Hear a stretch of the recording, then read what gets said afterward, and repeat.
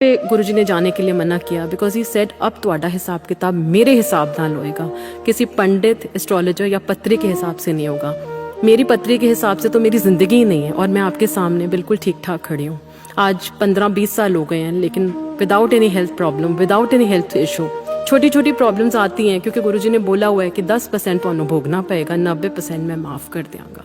तो 90% हमारा सब कुछ कट चुका है और 10% हम भोग रहे हैं, क्योंकि 10% भी वो कहते थे मैं ज़ीरो कर सकना, पर फिर रब नु कौन याद करेगा।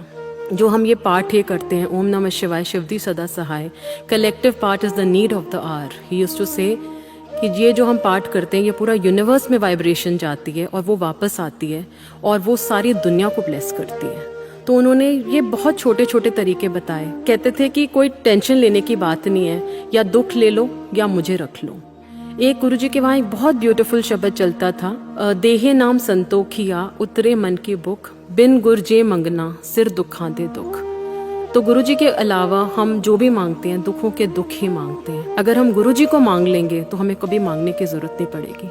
बिलीव इट और नॉट, गुरुजी के जाने के बाद मुझे कभी मांगने की जरूरत नहीं पड़ी, क्योंकि अपने आप चीजें अपने आप जगह पे आती गई। मुझे नहीं पता कैसे चीजें सॉर्ट आउट होती गई।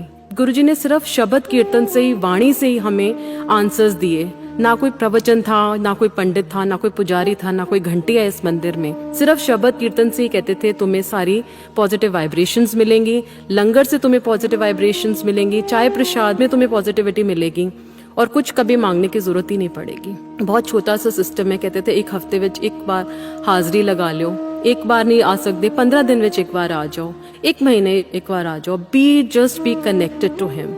मैंने गुरुजी से एक दिन ऐसी मन में सोच रही थी कि गुरुजी से कनेक्ट कैसे करें। जब आप सत्संग में जाते हो तो आपको सारे अपने आंसर्स मिल जाते हैं। तो एक आंटी वहाँ बहुत ब्यूटीफुल सत्संग सुना रही थी कि गुरुजी को अपना बेस्ट फ्रेंड बना लो।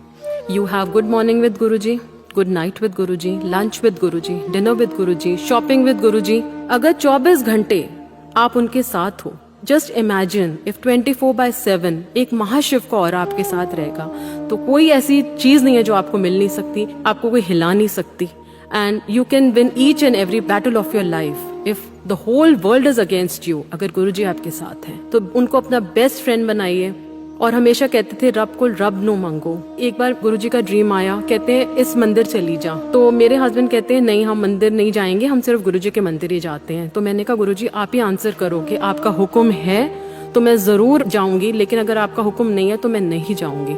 जैसे ही मैंने बड़े मंदिर में अंदर एंटर किया, वहाँ शब्द चल रहा था, तेरी सूरत जो मन में बसी है, क्या करूंगा मैं मंदिर शिवालय। और मुझे अपना आंसर मिल गया कि अगर मैं यहाँ आ रही हूँ और गुरुजी को याद कर रही हूँ, और गुरुजी आपकी सोल के अंदर बैठे हुए हैं। हम भगवान को बाहर ढूंढते हैं, लेकिन भगवान हमारे अंदर बैठा है। वो हमारी एक एक चीज को सुनता है, एक एक चीज को करता है। और अगर हम अंदर से भगवान से, सोल से कनेक्टेड हो जाएं। गुरुजी रसक बैरागी गुरु हैं। वो कहते थे रसों में रह के बैराग, कहते थे रस दुनिया के सारे एंजॉय करनी है, पिक्चरें भी देखनी है, घूमना भी है, पार्टियों में भी जाना है, चंगे कपड़े पाओ। उन्हें कभी नहीं बोला कि तुम पहाड़ों में जाके पाठ करो। कहते थे अंदर अपनी सोल से मेरे से कनेक्टेड रहो। बेसिकली यहाँ पे हमारी सोल की प्योरिफिकेशन होती है। हमारी जो गंदी सोल है, जो यहाँ हम नैले कपड़े पहन के आते हैं, गुरुजी उसको धीरे धीरे साफ करते हैं और फिर हम गंदे कर्म करते हैं, फिर अगले हफ्ते वो उनको साफ करते हैं। जस्ट इमेजिन आज अगर आप यहाँ आए हो, अगर पहली बारी आए हो या दूसरी बारी आए हो, सबसे पहले अपनी टेंशन्स यहाँ छोड़ के जाओ। उनके चरण जब आप छुओगे तो अपनी टेंशन्स उनके चरणों में छोड़ के जाओ। आपका दिमाग ब्लैंक हो जाएगा।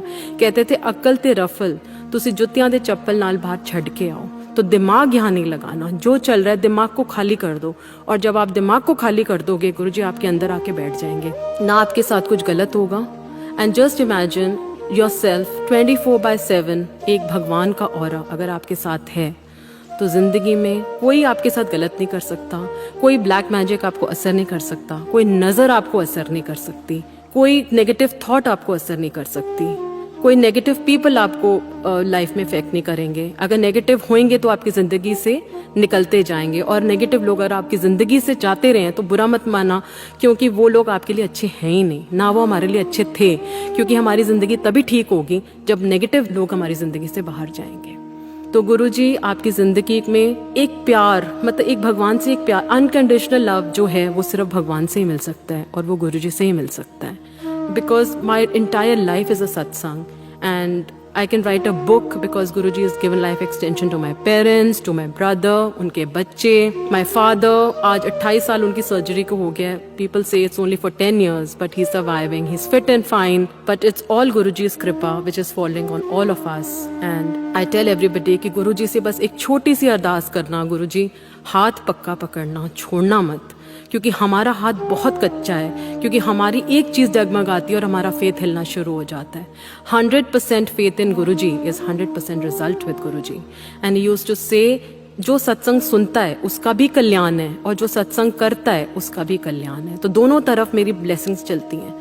तो अगर हम गुरुजी को याद करें हमेशा और हर चीज़ में उनको लेके चलेंगे तो ऐसी कोई चीज़ नहीं ज़िंदगी में हमें मिलेगी नहीं. और गुरुजी से ना ऊपर, this is the final step in your spiritual journey. This is the final ultimate destination in your spiritual journey. अगर आप गुरुजी के पास आ गए हो तो there will be no looking back in your life. I can rest assure. जय गुरुजी.